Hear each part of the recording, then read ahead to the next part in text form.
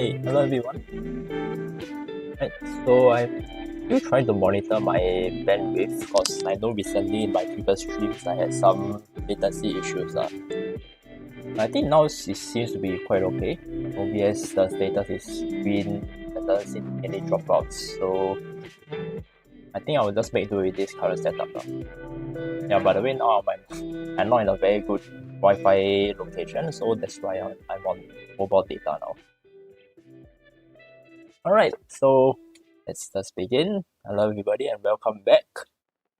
Today we'll be doing another iteration of Guess the Move series, which I have started about 1 to 2 weeks ago. So for those of you who are not aware, in this series what I'll try to do is that I will analyze the PGN of a Masters game which I have never seen before, and I will try to guess the moves at critical moments of the game.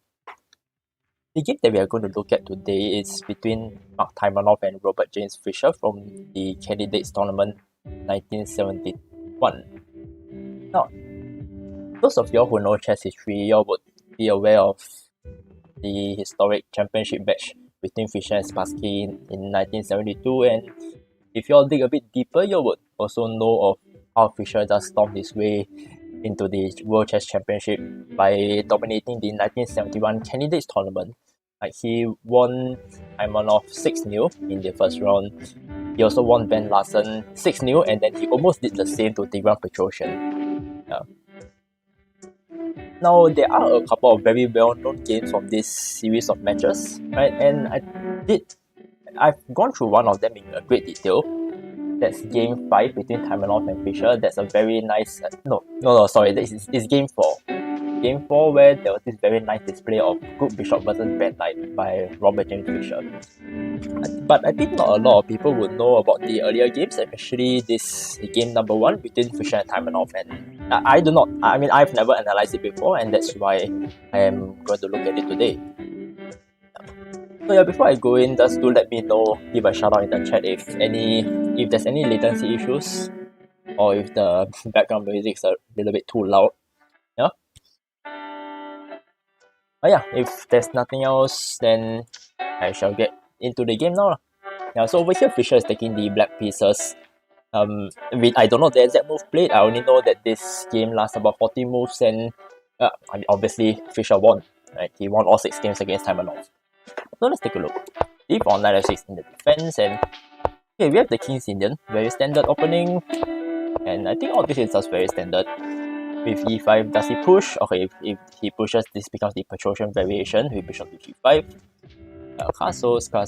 Okay, knight to c6. Interesting move. I mean, I usually see knight to d7 being played more often, but then again, I'm not an expert in the King's Indian defense in the black side, so I think there are many options for black over here. Yeah. And yeah, of course, e5 does make a lot of sense here because, I mean, you are trying to gain a tempo on the white. Sorry. You're trying to gain a tempo on the black knight over here, right? So knight to e7, bishop to d1. Okay, bishop to d1 is, I mean, there are a lot of squares. I mean, yeah. I personally like bishop to g5. Right, and yep, here we have knight to e8. So those of you who are familiar with the King's Indian, you all know the very classic plans of, that's my mouse, and knight to e8. So you all will know the very classic plans of the pawn break with f5. So you allow white to set up this very dominant pawn center, and then you try to break it down. Now, on the other hand, in the main line of the King's Indian, white will try and advance queenside with like b4, d5, and it becomes a race on both sides of the board. So a lot of this, even though the center is locked up, right, these games can actually become very exciting, right? Okay, rook to c1. Interesting. So we didn't really see b4 being played here. Rook to c1 instead. I think it's a little bit slow, but it's definitely okay. And f5 definitely. Yep, without a double over here. And now the critical question is: does white take or not? 90% of the time, I am never in favor of taking because I have played against this. I played the King's Indian on the white side before, and I know for a fact that taking is never a good idea because of the idea that after you take, and then this pawn center is actually very dangerous for white. Very dangerous for white to deal with. Again, I'm looking at b4 over here. Yeah. Or I don't think a c5 immediately works because the bishop is not on e3. And now I think about it, maybe that's why white doesn't want to put the bishop on e3. Because usually if white doesn't take here, then black will want to push f5 followed by f4 followed by g5 later on. And you want to avoid giving black that free tempo. But of course that does mean that there's no longer the option for white to push it later on. Right. Hey, hello Yogesh. Yeah, so anyway, let's see what white plays here. I'm still in favor of b4. Yeah, that's b4, c5. I think that's keep things simple. Right. Okay, he doesn't. He goes for d takes f5. Right? Okay, I'm stupid. I just say that, I don't really like this, but looks like Taimanov goes for it. Yeah, I wonder what these masters are thinking, but we shall see what happens later on. I'm very sure this will happen. I'm very sure. Or okay, this is possible as well. Bishop takes f5, and although the reason why I want to do this is because I would want to prevent the knight from coming here. But I think bishop f5 definitely makes sense if you want to develop your just develop this last remaining piece. Okay, g takes f5 played. And now if I'm going to flip the board now, things do start to look a bit dangerous for white, right? He needs to find a way to either counter-attack on the queen side, but my hunch is that now it's going to become slower as compared to black's king side attack. Or he can try to find a way to maybe exploit some of these open squares in front of the black king. Like for example, I'm already thinking of knight to g5 or bishop to g5, and possibly a potential knight to e6. Yeah. Or maybe black could even try knight to g5. White could even try knight to g5, bishop to h5, and try to counter attack, and basically just laugh in black's face like, oh yeah, you're trying to attack king side, and I will counter attack you along these open files, right? That's right. But yeah, now it's white's turn, and see what he plays. Yep, knight to g5 played. Sorry. Knight to g5. So we are expecting this later on. And let's see what black responds here.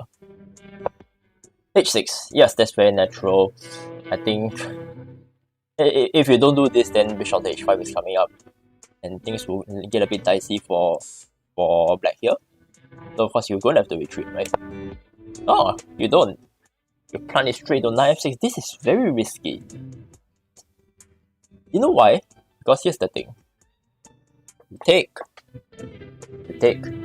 And this pawn, it does exert a lot of pressure in black's position, but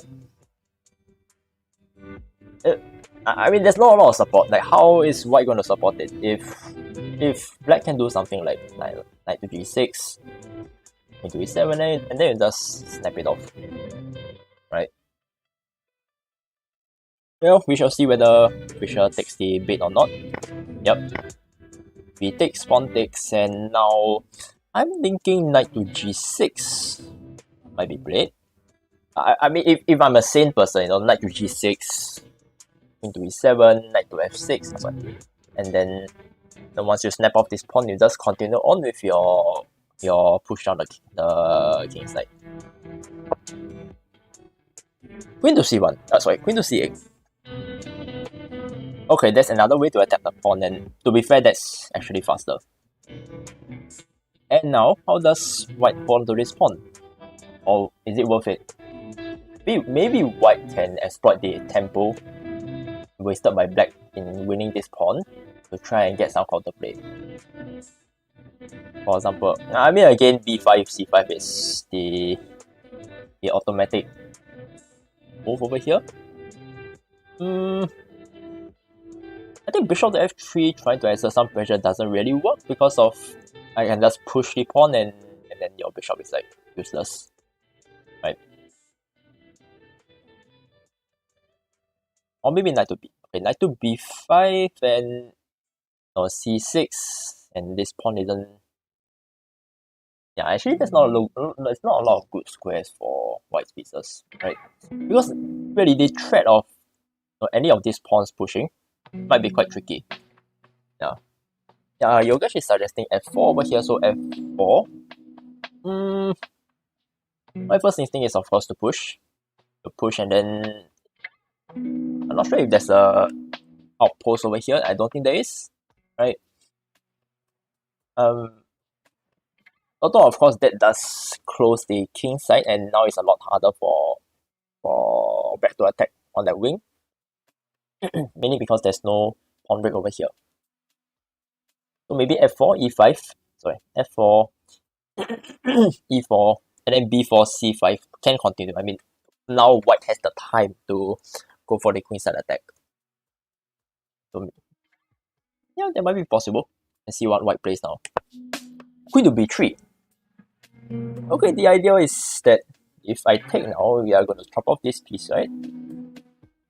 And it isn't really poison because there's no rook b1 on the radar. Like, this rook is hanging, come on. Dude. I mean, you need to spend like extra 10p to free it up. And also there's this threat that queen takes.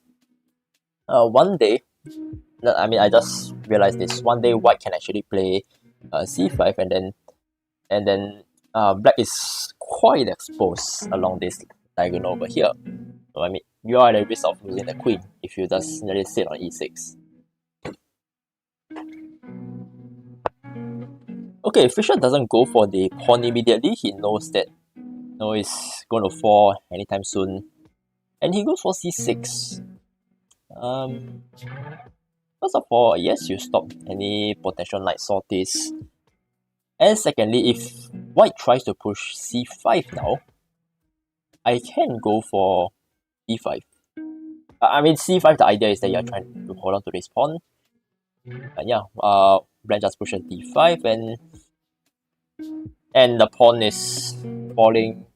Black has this very nice pawn center. And yeah, things are looking very good for black now. Right. Hey, yellow there. Good to see you on Twitch. Yeah, for those who are watching my live stream now, I'm trying to analyze a Masters game live. A game which I've never seen before, and at critical moments I will try to guess the move. So the game I'm looking at right now is Taimanov versus Fischer in game 1 of the candidates tournament, as you can see in the details above. Right, so now it's Taimanov's turn. He's taking white, then let's see what he plays now. Yeah, I'm not gonna try guessing the move. Right, bishop h4. So yeah, we saw that c5 really isn't playable, but bishop h4 now it poses the question to black, like, okay, if you're not gonna take this, I'm going to play this, and then black is in quite a bit of trouble. So I think black has to take now. Yep, queen takes e6, and now it seems that it still seems that black's pieces are slightly better placed, right? I mean, look at this. All these pieces are on the king side already, right?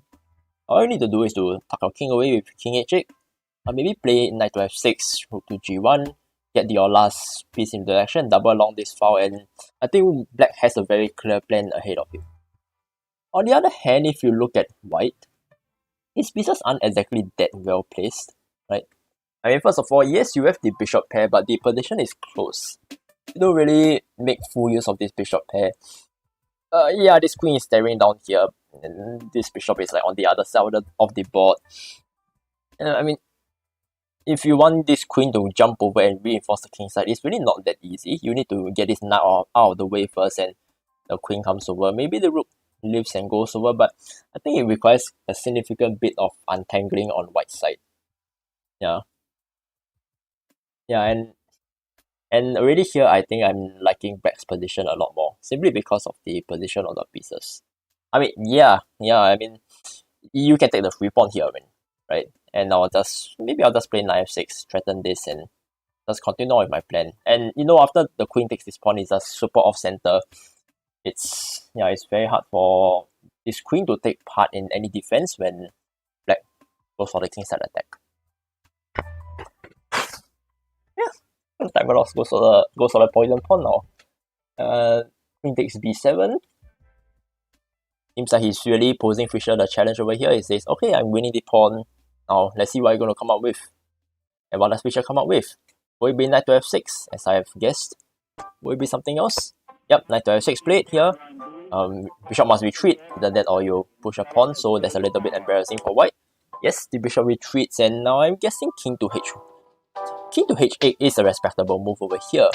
And then just double up. Or if there's some other tactics that black might be thinking of, I'm not seeing them now. Maybe, I mean, knight to g6. You give up another pawn, and the queen can actually come back in time to defend this diagonal. So maybe that's, I wouldn't really play that.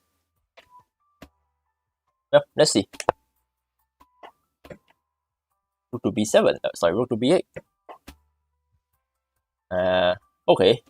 Okay. Looks like black isn't really that focused on the king side now. I wonder what he's thinking here. Just wants to win this back. So he wants to win this back, and he wants to double up on this file instead. Is that what he's thinking? I mean, now obviously there's really only one good square for white, queen to h6, and I see that he's able to gain another tempo. Okay, fine. Win back the pawn, by all means. And now this is hanging. Then bishop has to move, right? Okay, rook defense, and now I'm rook to b8 might be tempting. Do you want to give up another pawn?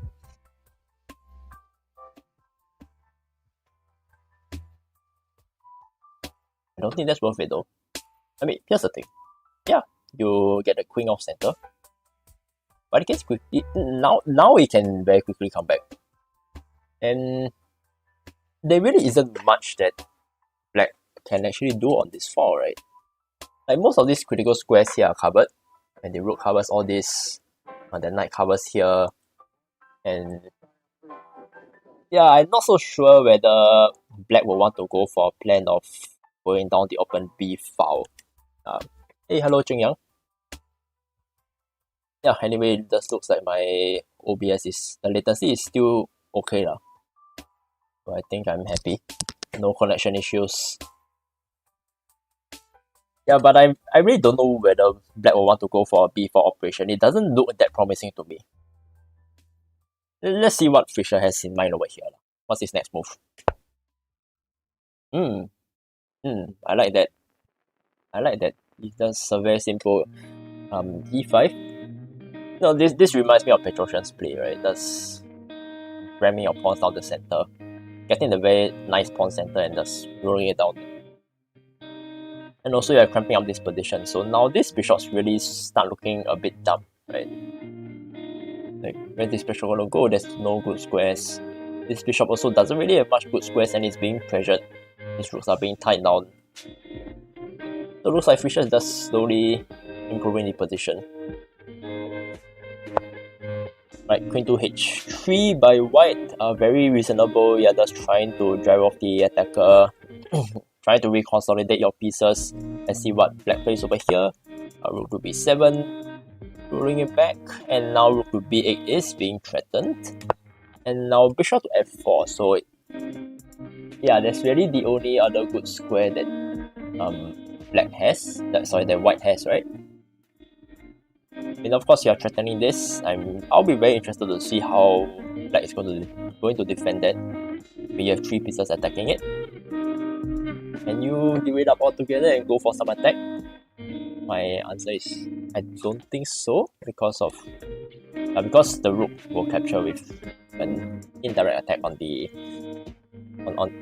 with tempo, basically.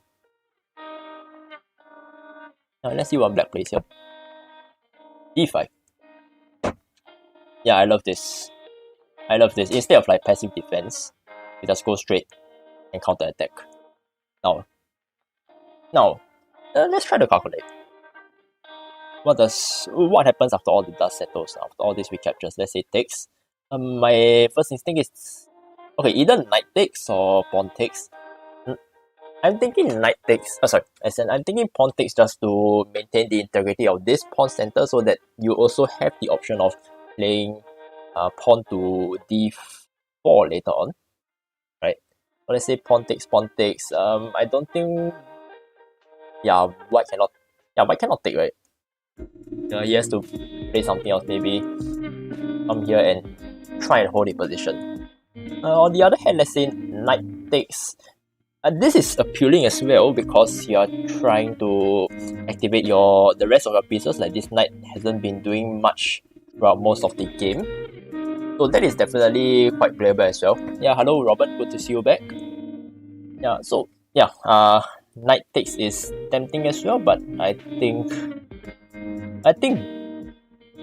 personally for me, I would rather recapture the pawn. Yeah, let's see what. Let's see what white plays over here. I mean, he doesn't have to take, right? Oh yeah, sorry Robert, I'm not really an expert on the Sicilian, but I know there's a lot of very nice lines there.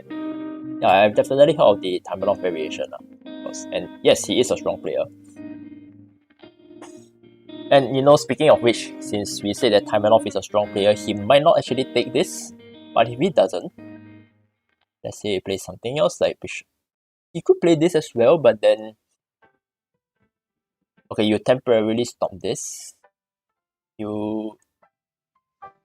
Yeah, I mean, if you don't take, he has to stop this threat. Okay.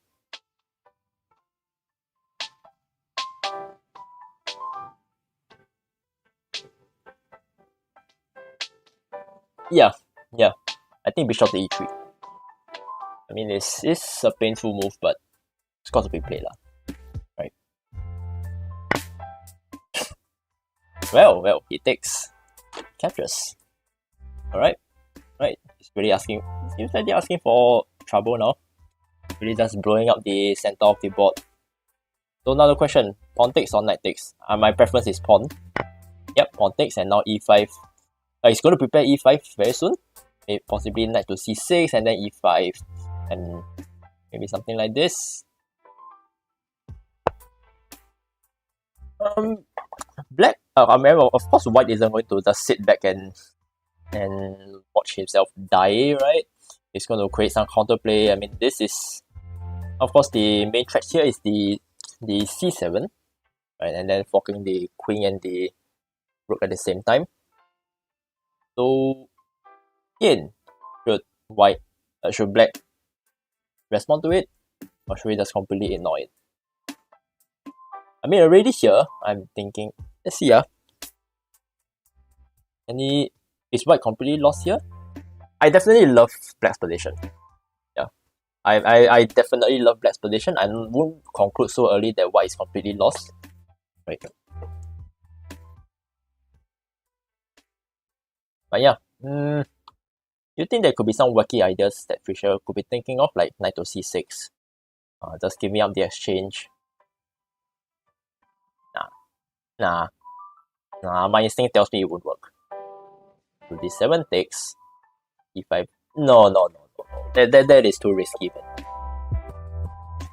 man.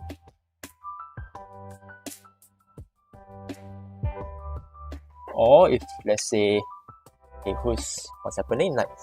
Robert is suggesting knight to g6. Again, knight to c7 is the impending threat over here, so how do you deal with that? Here, takes. Capture, wait a minute, this knight is trapped. Yeah, the knight is trapped. But then you have queen to f7. Yeah, so let's take a look. Knight to g6, queen to c7, queen to queen to f7, knight takes. Yeah, hey, actually this looks good for black. This looks good for black because you are giving up the exchange, but this knight is trapped, and this knight can wreak a lot of havoc. Yeah, of course, 2 pieces for the rook is definitely okay. Yeah, knight to g6, I think that's a good find. In fact, knight to g6. Let's say knight to g6 now. If you don't play this, you try to retreat. Then f4 is a real threat over here, and now there's no more than knight to c7.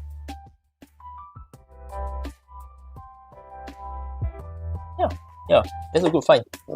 Nice. Alright, I think we have discussed enough.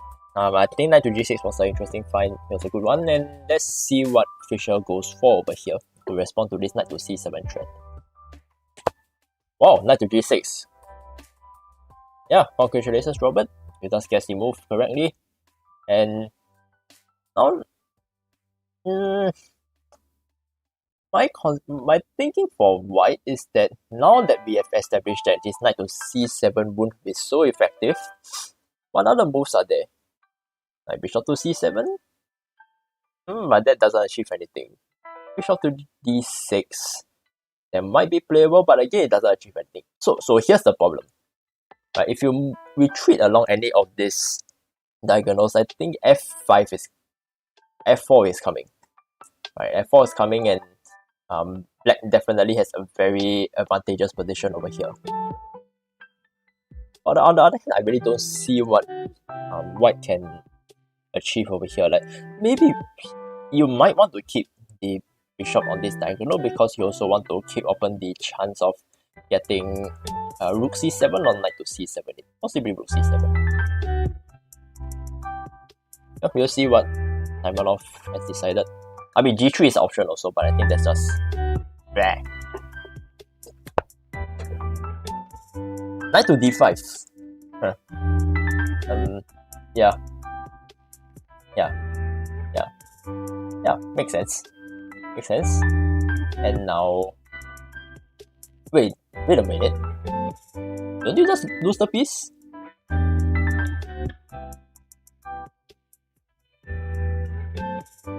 X. Wait, hold on. X. I know his right, I'm blind. Wait, sorry. For a moment I thought I was winning a queen. Ignore me.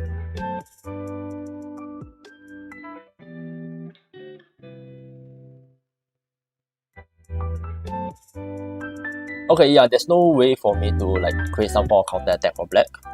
So I'll have to retreat. Have to run. Into e7 is a bit meh.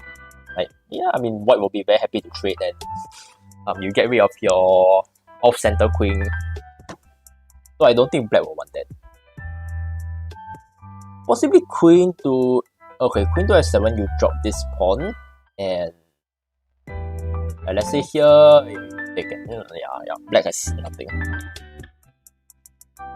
Queen to d7, queen to f7 or queen to e8. Okay. Queen to d7. Now what does white have? Right, after you gain that tempo. Oh. No, you can't play this because the knight is no longer there. So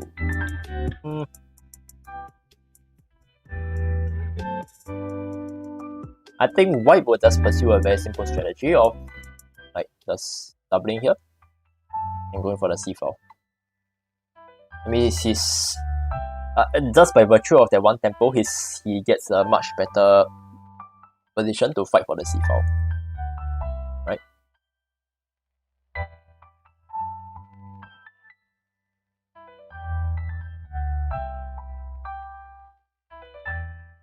Yeah, sure. See you later.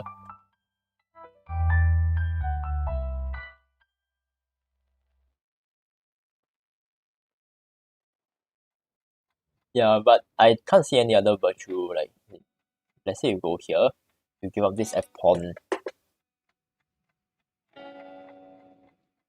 Yeah, nothing much. Or is there some other way to counter attack with the queen?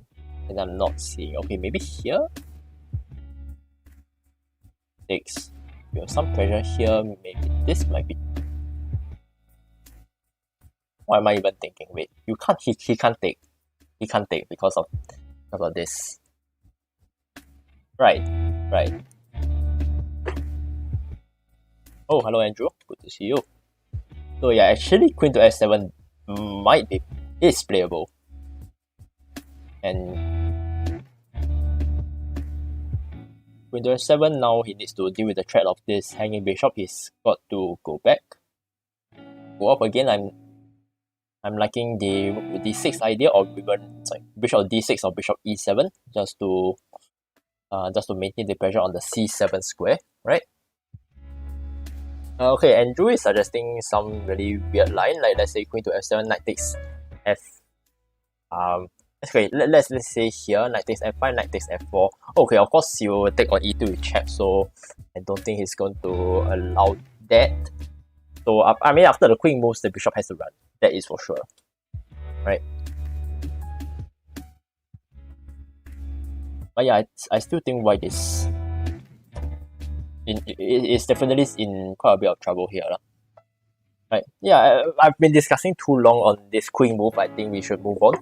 By the way, this game is 40 moves long, so we shouldn't be spending too much time.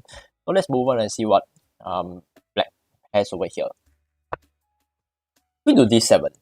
Okay, and now I'm predicting a doubling on the c file over here. You mean set the queen, so knight takes f4 straight away. Wow, that would have been really interesting. Yeah. Wow. Okay, interesting, but I think that requires a lot of calculation, Andrew. Yeah, but anyway, now I'm predicting this. I mean, you retreat the bishop first. Sorry, retreat the bishop. Actually, now queen to d7. Now I look at it, is you can't play bishop to d6 anymore, right? So you really have to retreat, or you bring the queen over, which actually makes a lot more sense, right?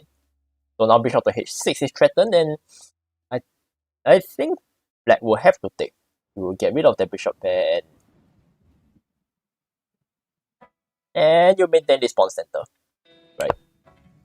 Doesn't take. He defends.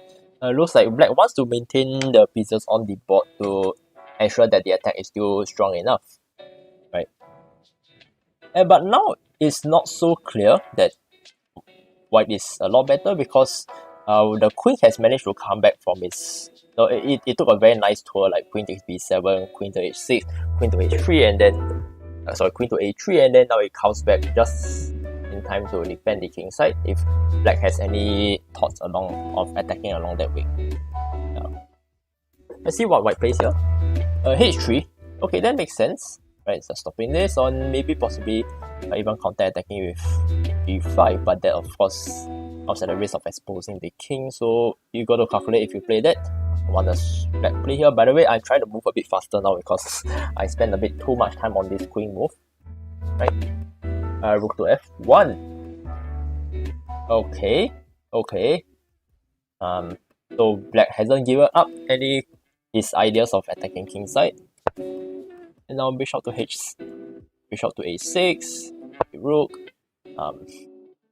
Of course, rook says no, please go back. And now, okay, now this is getting a little bit dicey for black now. Of course, white's next move is this, so Fischer needs to be very careful, right? Taimanov is setting up a very strong counter attack in this position. Queen to h4 does look a bit tempting, even though you are. I mean, of course, you gain a tempo here, and then you prevent the. I mean, you slow down white's plans on the queen side. But then now your queen is off center, so it's still not so. You can't really think of attacking king side. Possibly you have to go queen side instead. Queen to h4 played. Okay. Bishop has to retreat, or you have to protect. I mean, this just looks weird. I think bishop needs to go back. Ooh, what is this? Okay. So if you take, I think bishop takes h6 is going to happen, right? If we no, this is not going to work, right? So this, and king takes. Oh, wait a minute. Okay, bishop takes h6 check. You go back. White needs to do something about this. Wait, like dude, it's hanging. Come on. Right. King takes h6. I think bishop takes h6. King to h7. Oh, king to f7. Okay. Keeping open this possibility. And now he needs to do something about this. What does white do? Okay, now, find time now to retreat the bishop. Looks good.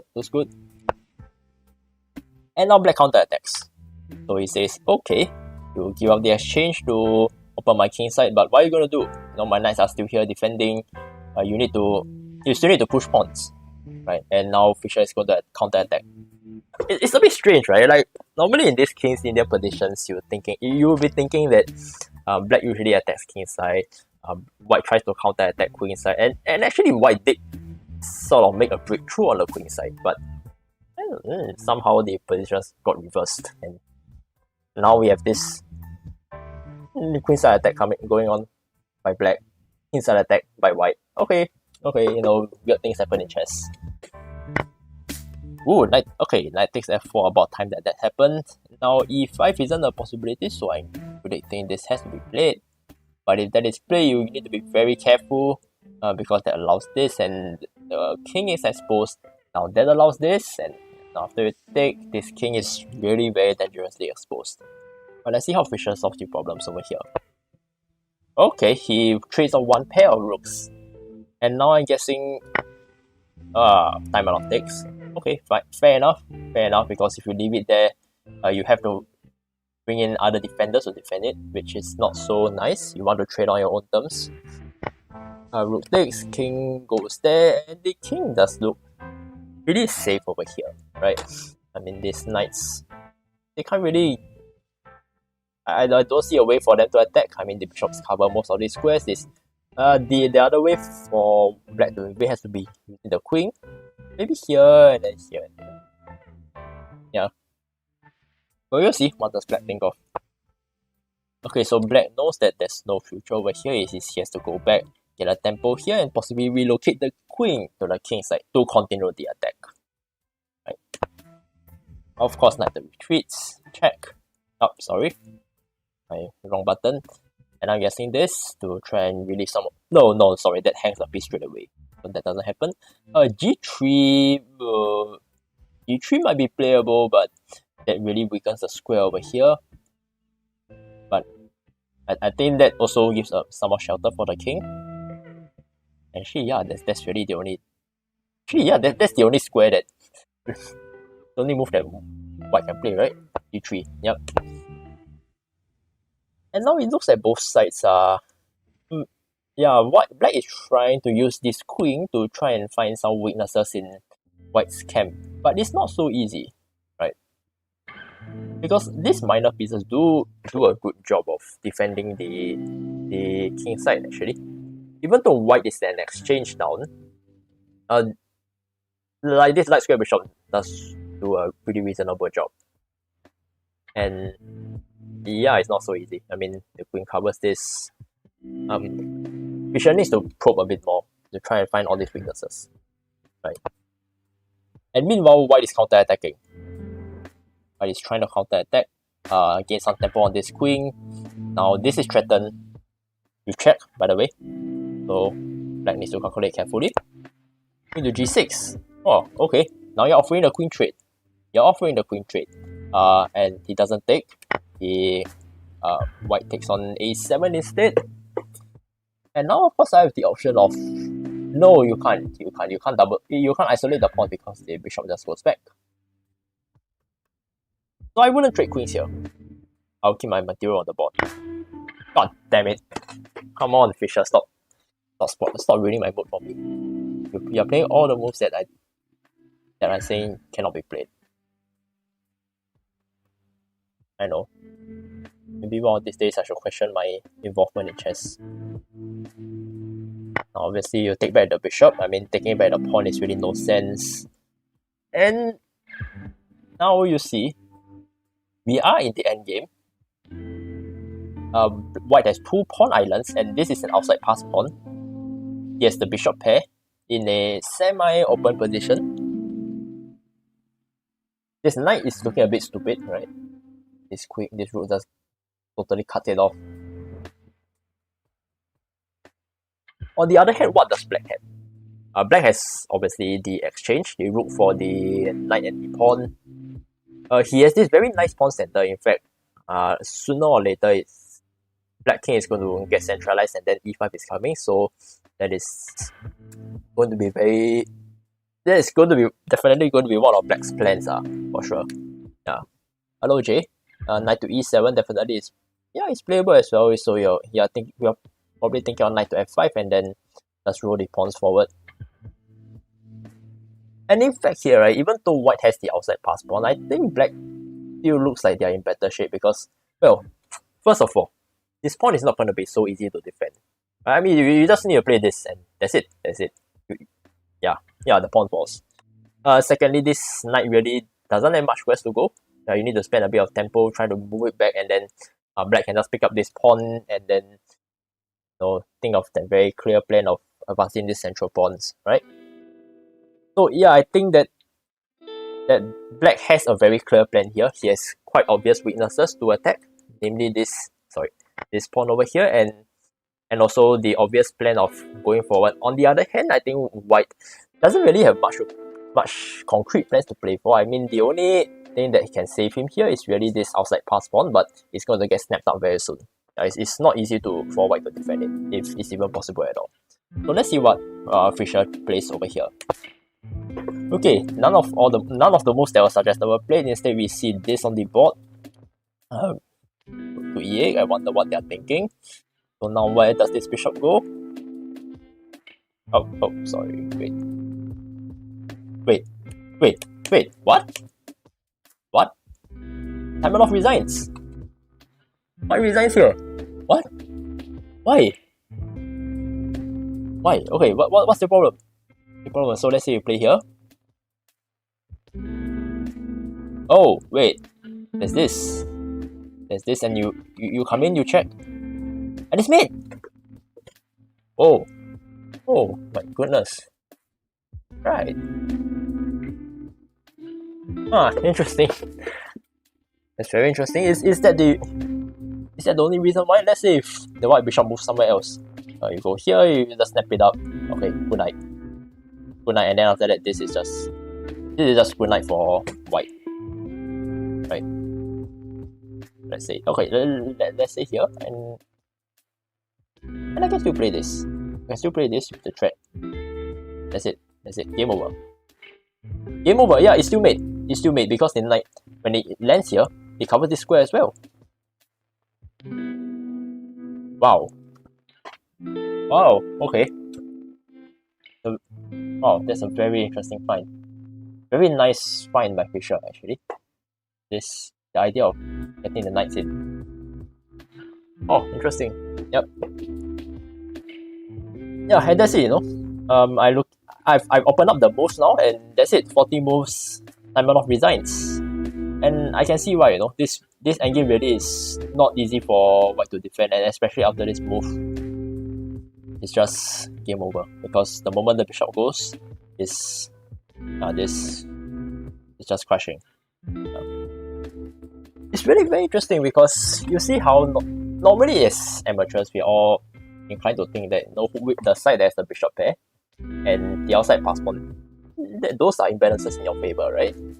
But in this case, we see a very interesting edge case where the bishop pair really doesn't help white. The outside pass pawn doesn't help white. In fact, it's a liability for them. And yeah, black actually is able to use this very nice tactic of driving away the defender of the square. Right? It's not a defender of a piece, but a defender of a key square in white's position, and that's how he's able to get in. And I think now, let me just run through this game in its entirety. I mean, we started off from a very typical King's Indian, and at first glance after this F5, you'll think, okay, fine, you're going to see very typical attack on the king side, white counter attacks on the queen side. But interesting stuff started to happen here. I think both sides really decided to just go for a lot of interesting imbalances and complicate the position. And after this, the game really got interesting. And I do think that Taimanov's main accuracies were his decision to go and snap up all these random pawns over here.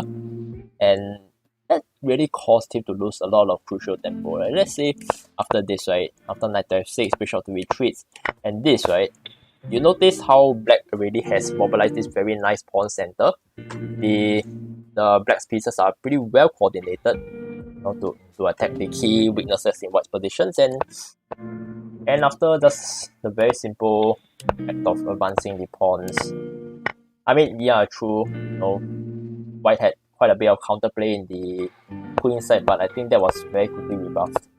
Yeah.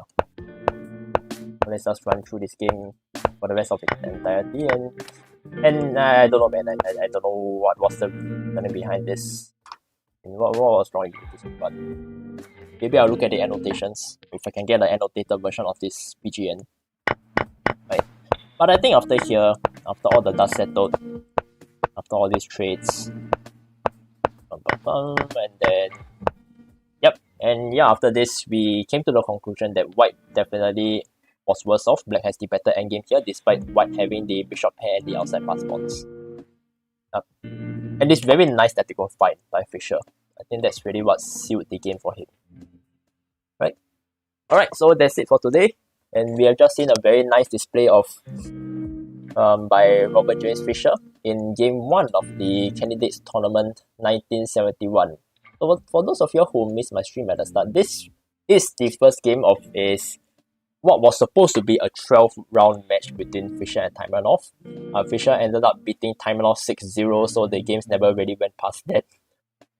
Yeah, and this also was the start of his, not exactly the start, but this was also part of his really monstrous winning streak between 1971 to 1972. He just stormed his way through the Candidates Tournament, beating Taimanov 6-0, beating Ben Larsen 6-0 as well, and almost beating Petrosian 6-0, but I think Petrosian scored a couple of wins and a draw.